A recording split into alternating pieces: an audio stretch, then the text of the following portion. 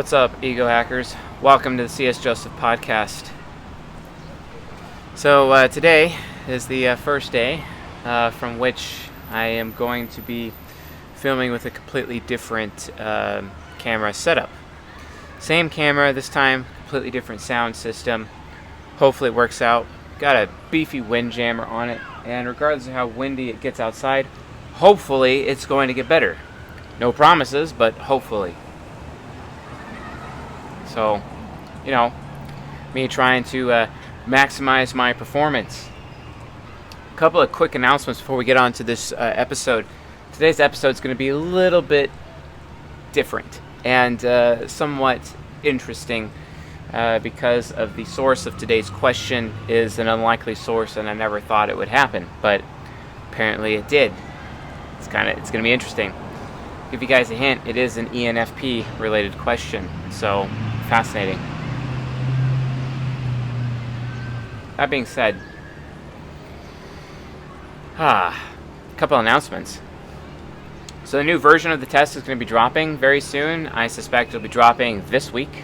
I know I keep saying Friday, and it keeps getting pushed back a week, but graphic artists took a while to get some of our icons in, but now we have everything, and it is coming out this week, plus a new layout. Very happy about it. Guided mode is going to release first with the first 4 questions that are going to be relating to answering the ego, and we're working on questions 5 and 6. So that's also going to be good. Also, my cast is finally off my foot for the second time. I basically broke my foot since October, because October 14th last year is when I broke my foot the first time, and then I broke it again just a couple of months ago. In May, I believe, actually, which kind of sucks, but it's healing pretty well and finally out of the boot and able to move on. Very excited about that prospect, and just started to get back into the gym, able to calculate my total daily energy expenditure every single day so I can adjust my calories on a daily basis once I have 3 weeks of data got up. And gonna get my strength back, and after that I'm gonna go all in on Krav Maga, working on my next belt level. So got a lot planned for my physical fitness, and also going to be doing some backpacking and paddleboarding when permitted. Right now it's about 90 degrees here in downtown Coeur d'Alene, and it is about to rain. If it starts raining, I'm going to have to get out of here with the camera, but I don't think it's going to rain quite yet. It's got a while to go before it starts dropping some water on us. So yeah. But cool. Guided mode's coming out. These new questions are going to be amazing for the test. Please check out the test. It's going to be available at ucha.app or just by hitting Start Personality Test at csjoseph.life. We're making it shareable, and we're also hopefully going to have the test available without people necessarily making an account. They'll be able to interact with the test without having to make an account. However, to get the result, they will have to make an account, so I guess it doesn't really matter in the end anyway. Plus, we're going to be providing questions 5 and 6 later for the guided mode that will help people determine their cognitive development as well as their cognitive focus according to the Octogram. For those of you that would like to learn about Octogram, Octogram is the csjoseph.life version of Enneagram. If you would like to learn more about Octogram, the first bit of information was released on our Discord. And it's there, it's available, it's a thing, and you can play with it, you can understand the concepts. There's some pinned messages in the Discuss Octogram channel. You just have to go to our Discord, go to the Discord invite link, which is below in our description. Go to linktree /CSJoseph. That's linktr.ee/CSJoseph. And then click the link at the list of links that's on the bottom. It says join our Discord community. Get on Discord. We are about to break 1,000 members. People who have been verified are marked verified, so you can see who's been verified, who isn't. People who are verified have their own private channel. And it is a 24-hour-a-day discussion, mega chat room for all things four sides dynamics and Jungian analytical psychology. as well as Jungian sexuality, and various other channels. Oddly enough, I guess it's not really odd. The Jungian sexuality channel just happens to be the most active channel on the Discord. So you might want to check that out as well. So, today's question, which I was compelled to do. I was compelled to do this question because of the source from which it came. And the source of today's question is actually from one of my INTJ exes. One of my INTJ ex-girlfriends. So I thought it odd that they even bothered to ask, but why not? So I'm going to read you the question. Hey Chase, so I have a question for you. Stupid of me to email, I'm sure. Perhaps it is. I don't know. But ENFP question, ... How do you get an ENFP to value truth? What a question. Wow, that is a freaking huge mosquito. Get away from me. That is the biggest mosquito I've ever seen in my life. Oh, man. Oh. I'm going to have to kill this. 1 second.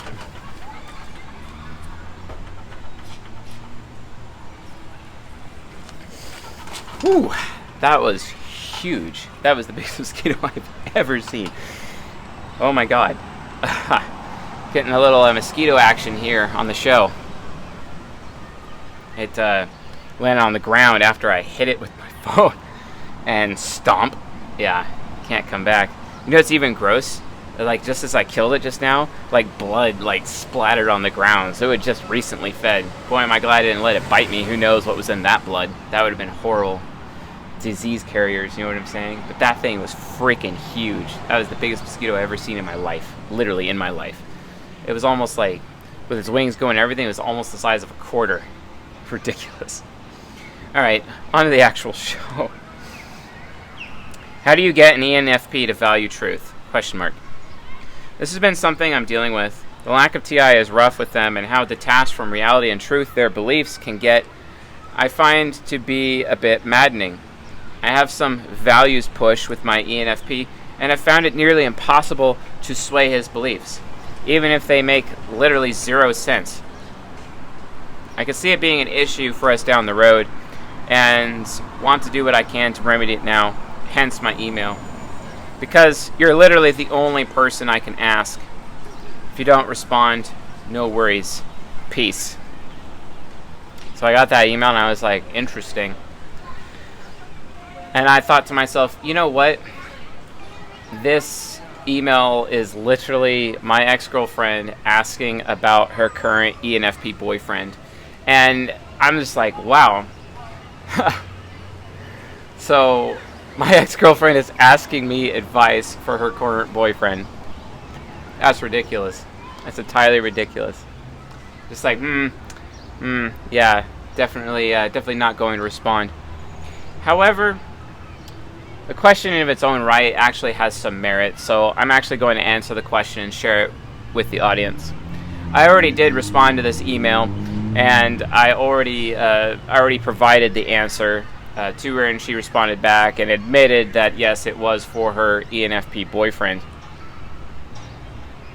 So, and it's like, okay, yeah, whatever. It's not like I'll ever desire to ever be in a relationship with that person ever again, so who cares, you know? I don't care. At least I can turn this into content for which the CSJ community can actually benefit, so that's what we're going to do. So yeah, anyway. How do you get an ENFP to value truth, especially in the context of a sexual relationship? But, you know, knowing this particular INTJ, who knows if they're even in a sexual relationship? She's the kind of person that expects you to, like, mail her gifts and, you know, because gifts are her so-called love language, etc. And without even actually ever showing up. And it's kind of like, okay, nice test there. A test I will admit that I failed a long time ago. It is what it is. That's why the red pill exists, and that's why I grow up. No problem. Lesson learned. But anyway, let's assume that they are in a sexual relationship because that's relevant to this discussion. Let's just make the assumption, and let's just make the assumption that there's a long-term relationship here. She's not being overly hypergamous and trying to replace him, even though like by now she's basically 40 years old. I think by now she's like 40. Yeah, she would be 40 by now. So it's not, she's well past her fertility at this point. So it's not really that big of a deal. It's not like she's going to be having a family outside of possibly adoption, and I'm not entirely sure she would adopt. All of which, kind of matters within this context. And don't get me wrong, I'm not bagging on her, I'm just trying to provide all the context necessary to understand the answer to this question. So how do you get an ENFP man in a sexual relationship to value truth? Okay, so let's think about like what's actually potentially happening here within the context of the situation. The first question I'd have is, and knowing her, she's subconscious focused. She is subconscious focused, ESFP focused, INTJ, which basically means she's subconscious focused in terms of her subconscious development is related to ESFP. As to whether or not she's focused on the ESFP side or going in a different direction, I'm not entirely sure. But I actually maintain that she is definitely subconscious development, but unconscious focused as an INTJ. And these are Octogram terms. And again, if you want to learn more about Octogram, you need to get in the Discord server and get into the Discuss Octogram channel and read all about it there. I'm going to be doing an additional presentation for the members in the Cutting Edge podcast this month. And I believe that is a week from today. So that'll be Cutting Edge, August 2022. We're going to be discussing the initial pieces of Octogram and how it comes together. But, Octogram basically exists to assess human nurture and how human nurture impacts human nature, basically. So it's entirely relevant. So given that she is ESFP developed, but now focusing on her ENTP side, especially from an entrepreneurship perspective, with everything that she's doing in her life, based on what I know. Who knows how much of it is a lie or bullshit? I couldn't tell you. I don't know her that well. I haven't spoken to her, like, in any real manner or fashion, probably in many years. At least 3, maybe, 3.5 years.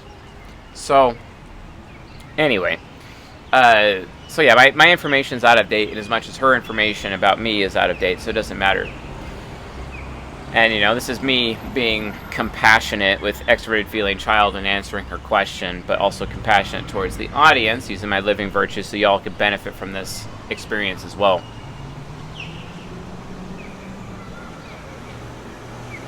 So,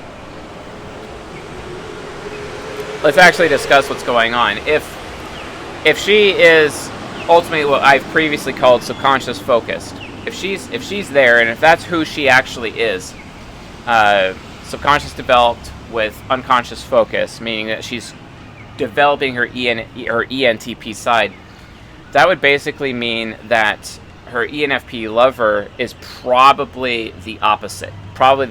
So let's just infer for a minute, or assume that, this premise that they are the opposite. So he would be unconscious developed, but then subconscious focusing. Meaning he's already developed his unconscious, and he's focusing on developing his subconscious now. So, which would be what originally I would have called a shadow-focused individual. Now, I know this is confusing, folks, but hear me out. We had to change the nomenclature. So, like, what I've typically referred to as shadow-focused or subconscious-focused has actually changed. Because really, I was just talking about what was subconscious developed or unconscious developed, whereas really the real verbiage, if I was doing it correctly, if I was talking about focus, that's where they were trying to go, not where they've been. So when I talk about development with their subconscious or their unconscious, that's where they've been, and then they're going in a different direction. Now, people like myself, people like Chris Taylor, people like Andrew Tate, for example, all three of us are unconscious developed, but we're also unconscious focused. It's double trouble. It's double. we're so deep in our shadow that we're a lot closer to our superego. And this is what I would have traditionally called superego focus, even though it technically doesn't exist. And yes, I understand I'm issuing a retraction here. Sometimes retraction happens. Sometimes we realize that the science was not exactly how it was being presented before.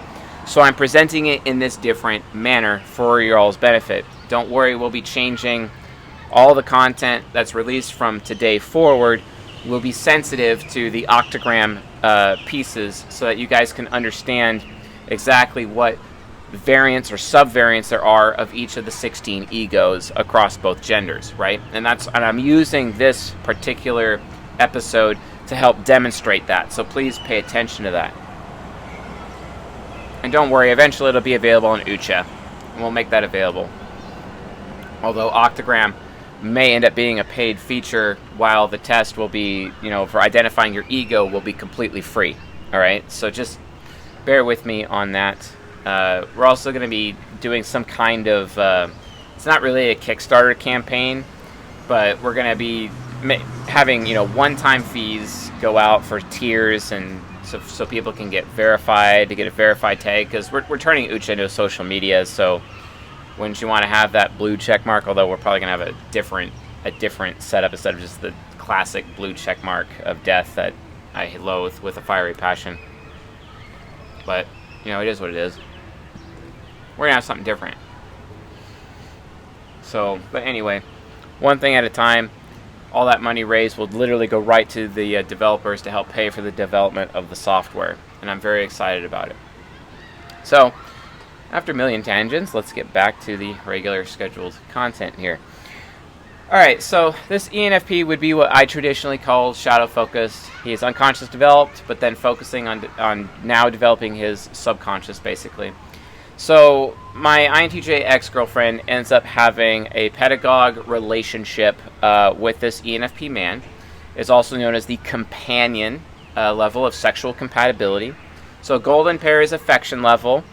And then pedagogue is known as the companion level, but affection and companion in terms of sexual compatibility are actually both, they're the same. They're identical, basically. So remember, in terms of, there's 8 sexual compatibilities, right? So it goes, in order: affection, companion, then it's the natural, then it's the intrigue relationship. So my intrigue relationship is the ISTP, my natural is the ISFP for me. My companion, this is going backwards, my companion is an INFJ, and my affection is an INTJ, right? Then the next you have the respect relationship, that's number 5, and that's the ENTJ, which is what we've traditionally called the silver pair, which is a little confusing. And then also, after the respect relationship, there is the trust relationship, which is what I've traditionally called the benefactor relationship. So for me, that would be ENFJ. If you guys go to the season 3 playlist and who are the ENFJs, so that'd be season 3, episode 4. I was talking a lot about my ENFJ ex-girlfriend in that video, and that's basically what a benefactor relationship, also known as the trust relationship, would look like between an ENTP and an ENFJ, as an example, a little bit. Although it's not entirely, doesn't entirely go deep in that direction, but it does offer additional explanation. You guys might want to check out that video. So, furthermore, there's a little bit more to it than that. We have the refinement relationship, which is the superego relationship. That's the refinement relationship. And that would be me and my ex-wife, who is an ESFP. And then you have the kindred relationship, which is like me and an ESTP, which is at the bottom of the compatibilities, the kindred relationship. The kindred relationship would be like King Solomon and his first love, that Egyptian princess that he married. She was an ESTP. And also that's Railgun, my relationship with Railgun in that regard. That she is also an ESTP, and that's the lowest on the 8 sexual compatibility. Now, granted, there's the other 8, which is where you get into the camaraderie relationships, where you have your conflict type, you have your cohort, you have your challenge relationship. There's a lot of different ones in there, but there isn't any sexual compatibility. That's when you're just looking at just raw emotional compatibility, and that's it. That's all it is.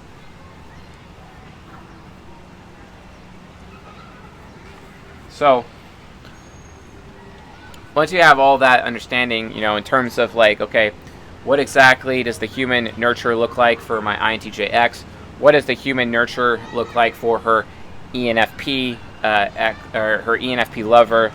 That all matters, because remember, like, you want compatible nurture. So like for someone like me, Andrew Tate, Chris Taylor, where we are what we call unconscious developed and unconscious focused at the same time, we'd probably should be with somebody who is subconscious developed and subconscious focused, right? The other extreme. And some examples of people are like that, like Jake Paul, Logan Paul. They're all subconscious developed, subconscious focused, basically, with this new Octogram model, right? And then also my INTJX, with where her nurture is compared to where her ENFP lover nurtures is, it also matches up perfectly just fine as well. So they're pretty evenly matched there. They're in a companion relationship. Sexually, things should be going good for them. But it's this emotional compatibility issue that she is having right now, which is why she contacted me, because as she admitted, I'm the only person that she can talk to about this type of stuff. Oh yeah, I should probably go email my ex-boyfriend and ask him for some advice about this particular situation. And I'm like, okay, well, she is triple pragmatic. That's entirely socially inappropriate. And I guarantee you, her ENFP lover would be very upset that she even did that. But at the same time, he may also feel like, well, at least she's trying. At least she's putting in the effort. Because, ENFPs do respect effort. And she's actually trying to go out of her way to do well by this relationship. Which I have no choice but to commend her for doing. She's trying. And given her age now, I think she's 40 right now. And yes, yes, I'm 35, and yes, I am traditionally attracted, or have been attracted to older women in my time. But, age is just a number. I don't let things like age really limit myself whatsoever. So with that being said, like, it's important to understand all these contextual things before we can actually solve the problem. And the problem basically is that there's a lack of emotional compatibility. Her extroverted thinking parent is trying to get the TI trickster of this ENFP to actually listen to her.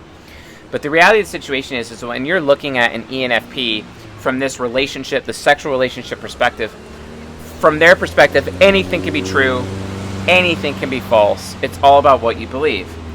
Versus her perspective, which is all about extroverted feeling trickster, she lacks social awareness, she lacks what's socially appropriate. Emailing me and asking me this question is entirely socially inappropriate. But from her perspective, she's also desperate and had to reach out to me, her ex, to get this information, right? Okay, fair enough. And, why not be compassionate? I mean, everyone can be happy. So why not let her be happy and then let other people in this community be happy as a result of the lessons learned? Again, my compassion, living virtue. So from that perspective, now that we understand what's actually happening and there's this emotional compatibility issue, let's actually discuss what to do about it. So if you guys haven't done so already, I've been discussing the Deadly Sins lectures, and we're talking about something called the temple wheel. Now, I haven't really directly called out what the temple wheel is, but the temple wheel is a person's cognitive origin. It's like a circle, and at the center of the circle, or you can actually make it look like a pyramid, actually. At the center of the pyramid, at the reverse apex, you have their cognitive origin, and then you have the four directions that they can go with it. They can go in their shadow pole, they can go in their aspiration pole, they can go towards their living virtue, and they go towards their deadly sin, right? So you have these four different approaches to which, someone can gain what they crave the most, which is their cognitive origin. My cognitive origin, what I crave the most out of life, is satisfaction. What my INTJX craves the most out of life is her need or desire for deep respect, also known as reverence. She wants to be able to revere herself, and she wants other people to revere her. This is one of the biggest struggles that she's actually had in her life, because oftentimes she'd have to deal with people who wouldn't see her as an intellectual, but instead they would see her as like just, you know, another fine piece of ass basically, and she could really not often get past that component. And that's very common for what we call ESFP focused INTJs, or at least ESFP developed INTJs, because I'm changing the nomenclature for y'all, so I know I'm changing it and it's really confusing. Just bear with me, folks. It'll be a new pattern. Don't worry, I'm not going to change it back.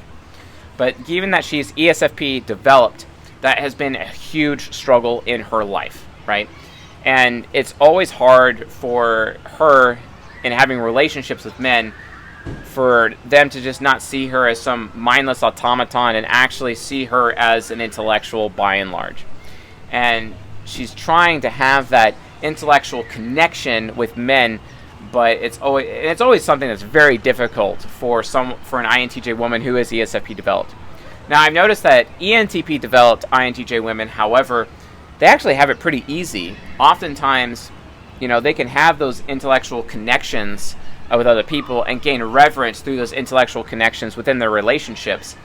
But really, though, it just doesn't happen. It just, I mean, you know, they still have their own struggles. They're still just as discontent because, like, I know an ENTP developed INTJ woman, which I would classically have called shadow focus, because you know, shadow focus being like they've developed it over time. It's the introverted sensing. It's their personal experience versus where they're going, which is more of an introverted intuition thing, and that's where we're renaming focus now, basically. So, from their perspective, they're brilliant, and everyone knows they're brilliant. Everyone treats them as brilliant, but the problem is that they ugly. They don't know how to dress themselves. They don't know how to be visually appealing. They kind of look pretty gross. No offense.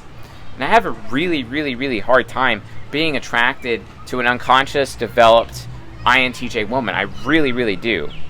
And I just know for myself, I just prefer the ESFP developed ones over the shadow developed ones. That's not to say that that can't change. That's not to say, like, you know, if I was going to be in a relationship with an INTJ woman who was unconscious developed, I'd give her some tips, help her out with her wardrobe, give her some options, give her some choices from that perspective so that she could change and improve for the better.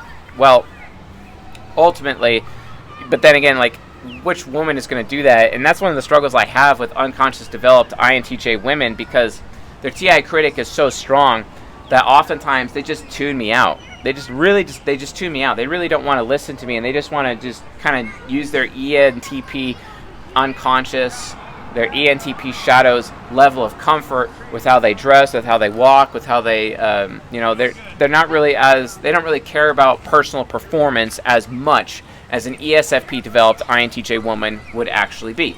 So that ends up presenting an additional issue there. But in the context of her relationship with this ENFP, she's got that covered. My INTJX actually has that covered, you know, and I do believe her when she said, well, I'll always, you know, make sure that this is handled. I'll always. And I think it's because, like, she really honestly probably can't live with herself unless she continues to maintain what she's already gained within her life. And that's just regardless of whatever relationship she is. That's part of her own personal standard, and that she's developed personal boundaries as a result of that. You know what I'm saying? So it's really important. It's really important, you know, to her to keep doing that. And more power to her. I mean, if she wants to do that, you know, I think it's important, especially as like a 40-year-old woman, to really, really care about their aesthetics anyway. Because women need to understand they have to go out of their way to preserve their beauty, you know, especially ESFP developed INTJ women. But when it comes to unconscious developed INTJ women, not necessarily, like they have to learn that much more to get to that area. And it's really, really difficult for them to get to that perspective. So yeah, that's just basically, I guess, you know, to talk a little bit more about the sexual side. But the emotional side can be very, very frustrating, because you have this INTJ who's trying to get their ENFP man to actually realize the truth, realize the facts. So what is the ENFP trying to get out of life more than everything? If she's trying to get reverence, what is he trying to get? He's trying to get justification. Because all ENFPs see life from the following perspective. What am I allowed to do versus, because they're let's be honest, they're triple affiliative. What am I trying to do? They're always focused on trying to do the right thing, right? Everything to them is all about doing the right thing. What can I get away with as an ENFP, or what am I allowed to do, right? What can I get away with? They don't care about what's true or false. They just don't care. I mean, they might care, but from their perspective, they're already aware that correlation, they see the world in terms of correlation may actually be causation, even though we all know that's not the truth. But they live their life that way. So I explained to my INTJX, and I'm like, listen, the reality of the situation is that he's not going to care about any facts or truths that you give him with your TI critic, much less your TE parent. He's not going to take your input unless it actually serves to benefit him. This is when we get into discussion talking about men and having frame. For him to have frame, he would have to behave this way. So it's already a good sign that this emotional incompatibility actually exists within their relationship, because as a man, for the purpose of his masculinity, he is keeping frame because he doesn't care about the truth, and he's not going to be convinced to care about the truth unless, of course, that truth or whatever XYZ facts, because they're just an abstraction to him, because anything can be true, anything can be false, unless they benefit him personally. Unless those truths give him additional justification that he didn't have previously. That way, those truths enable him to get away with more out of life, to give him more options of what he is allowed to do without him getting any external judgment. Because from his perspective, he wants to be a good person. He's part of the soul temple. He wants to be a man of high character. And the more justification he has, he's not going to make a decision without having justification. Because if he does things that he perceives or judges as something that he's not allowed to do, or something that he would only narrowly get away with, he starts questioning his own character as a person, as an individual. How can I be a good person if I'm doing things that I'm technically not allowed to do from that affiliated perspective? How can I be a good person or a man of character if I'm doing things that I'm only just narrowly able to get away with? And is me just getting away with something really actually mean I'm a person of good character? So it all comes back to character. And guys, you'll learn all about this if you just go watch the Deadly Sin lectures. So the first Deadly Sin lecture, this is Season 7, Part 2. So this is Part 2, Season 7. And that's available right now at csjoseph.life/members. Become a journeyman member. And just go into Season 7, Part 2 at csjoseph.life/portal. Log into the journeyman section. And you'll see tons of content there. Deadly Sins lectures. And it's the Deadly Sin of Wrath, which is what ENFPs have. And they have wrath sometimes because it's like, hey, I'm justified to be wrathful, so I'm going to be angry. This is why ENFPs oftentimes have short man syndrome, right? Because it's just they're very wrathful people, and as much as ISTJs. Well, guess what? ISTJ men behave the exact same way. They're all about what they're allowed to do. They're all about what they can actually get away with. These are the Vin Diesels of the world, the Channing Tatums of the world. These are the ISTJs, the Patrick Mahomes of the world, ISTJs, right? They all have this perspective. They all have this point of view, right? So I'm just telling her, like, hey, you got to present the truth in him, and you have to show him how it actually benefits him. You have to show him how he gains more justification. And given that he is unconscious developed, shadow focusing, that would mean that he favors his shadow pole a little bit more from the temple wheel perspective. Because you have the two poles, you have the origin, and you have the deadly sin and the living virtue, which makes up this temple wheel, which I talk about in the Deadly Sins lectures in the private area. Okay? If you want to learn more about that, check that out, because it'll give you plenty of context for how to deal with this emotional compatibility issue. So from a shadow pole perspective, it's, whatever the shadow pole is, you have to go figure it out. That's how I would recommend this INTJ to actually interface with him. But here's the other thing. She's all about reverence. She's all about gaining that deep respect in her life, right? And it's one of the reasons why her and I were never able to even have a relationship, because I wouldn't give her that deep respect. Or I would give it to her and she wouldn't deserve it. And she'd like, okay, something's wrong here, maybe Chase is not like on the level. Maybe Chase, maybe my female intuition is saying that Chase is being fake and he's not exactly presenting himself the way he should, because she's like, wait a minute, something's wrong here. But what's actually really wrong is that she, like most INTJ women in Western society, suffer this reverence problem, where they often feel bad about themselves, especially if they are subconscious developed, ESFP developed, which is what I would call subconscious focused in the past, previously.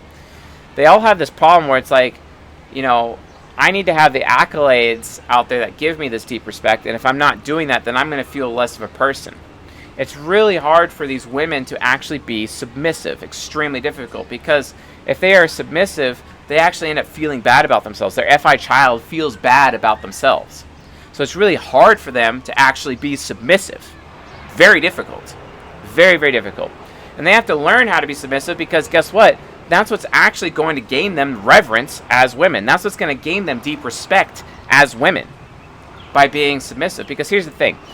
If you're an INTJ, I don't care what gender you are. If you're an INTJ, if you're going to get deep respect from anybody, you have to learn how to show respect first. So it's like an investment. You're making an investment with your FI child, and you're investing in other people, and you're showing them deep respect. If those people give you deep respect back, more than what you put into it, that's what we call a blessing, or the same that you put into them, that's decent. It's balanced at that point. It's a curse if you're giving them deep respect and you're getting less out of it than what you're putting in. Well, then that would basically mean your relationship is cursed. You might want to avoid that. You might want to reconsider that relationship. So deep respect, right?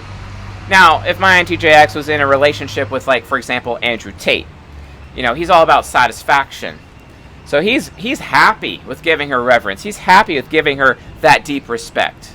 Even to the point where there's people out there that would accuse Andrew Tate of actually being more beta because of that.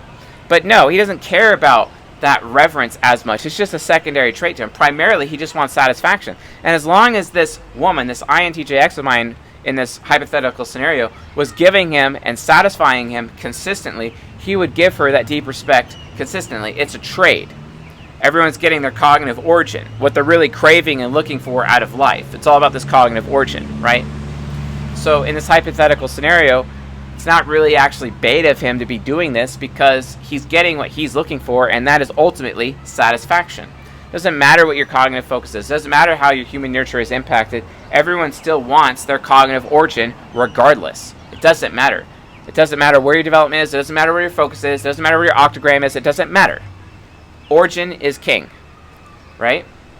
So my INTJX will have to end up developing the skill where she is submissive enough to be able to show deep respect to others, especially her ENFP lover, right? And then as a result, he will return that back to her in the form of deep respect towards her. And one of the ways that she could do that is that when she is presenting facts and truths to this ENFP lover of hers, to her ENFP boyfriend, when she is actually going out of her way to do this for him, that is how she's being submissive. If she does it in a way where she is showing how it will benefit him personally, or how it will gain him additional justification, and preferably via the route presented in a shadow pull. If you guys want to know what that means, you might want to go watch the Deadly Sin of Wrath lecture at csjoseph.life/members or csjoseph.life/portal in the Journeyman section. That's how to do it. But for the sake of this video, I'm going to be explaining the why. And the why is he's looking for justification so that he knows what he's allowed to do, so he doesn't feel like less of a person, so he doesn't feel soulless, so he doesn't always have to feel like he's always having to get away with something. He just be a good person. And if he's allowed to do it because he's triple affiliative, because he has that justification that he's looking for, then bingo, he's going to return that back to her in the form of additional reverence, because that's what she's looking for. She's looking for this deep respect, right? And that's one of the main reasons why her and I have always had such a rocky interaction between each other, because all that reverence that she craved, I wouldn't give it to her. Why? Because she wouldn't give me the satisfaction that I craved, like at all. So that's kind of where things just kind of didn't work out for us. But within the context of this companion relationship she's in, she definitely has an opportunity to do so. and this is how and why, or this is what she would do to do that. She just probably should learn more about the shadow pole and how that works from a temple exploration perspective, the temple wheel, basically, as presented in the Deadly Sin of Wrath lecture, right? So yeah, that's what's going on. That's how you alleviate the emotional incompatibility when it comes to an INTJ versus ENFJ pedagogue companion relationship, right? That's how you do it. You just have to realize, what is this person's cognitive origin? What can I do to get it for them? And hopefully they're giving my origin in return. It's kind of like an exchange, right? That's literally how sexual relationships work. And that could be, it's not just in sexuality, but it's also emotionally. That's where the emotional compatibility comes into place. Now, if you're in a relationship where you lack emotional compatibility, you just have to understand that what their origins are, and just give them what their origins are. Give him the justification, and he should be giving you the reverence. Problem solved. And that way you won't have to be like emailing your ENTPX about advice for you to have a good relationship with this ENFP. Regardless, I have to applaud her courage in doing so, because at least she's trying. At least there's potentially an opportunity. She's actually trying to make this relationship work. She just doesn't have all the information. Because guess what, folks? We really don't have all the information out there. I mean, especially when you look at men and women from the context of the red pill. The red pill is cool and all, but the red pill also leaves out certain issues when it comes to how people naturally behave, and also how their human nurture actually impacts. Yes, it's an amazing study in behavioral psychology and looking at the genders from a very general perspective. But you only really see the forest. What about the trees, right? That's where I come in. I'm explaining these trees so that people can have a better relationship. And hopefully they do. Hopefully they do have a better relationship. Hopefully their relationship doesn't have the same pitfalls that her and I had years ago. So yeah. Anyway, folks, I think that definitely beats this horse to death, and the corpse has now been turned into mush, or dog food, I guess we'll say. So yeah, thanks for watching and listening, and I'll see you guys in the next episode.